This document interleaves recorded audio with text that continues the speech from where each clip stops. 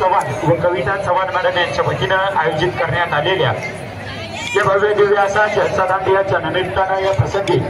शुभेच्छा देण्यासाठी अनेक प्रमुख मान्यवर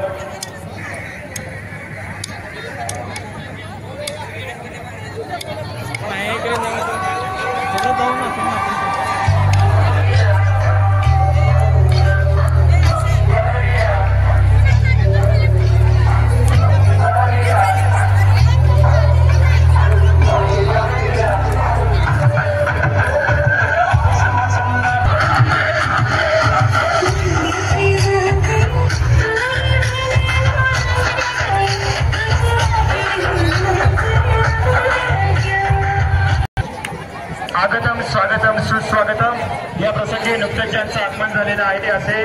सन्माननीय अभिजित तिकडे जेवायचं कविता वडापाव वाटते तिकडे चव्हाण यांच्या वतीनं आम्ही या प्रसंगी मनपूर्वक स्वागत करीत आहोत। आगतम स्वागतम सुस्वागतम या प्रसंगी उपस्थित असलेले सर्व प्रमुख मान्यवर यांचं या प्रसंगी कविता आता बघा फायनल आमचा भाऊ नाचणार आहे।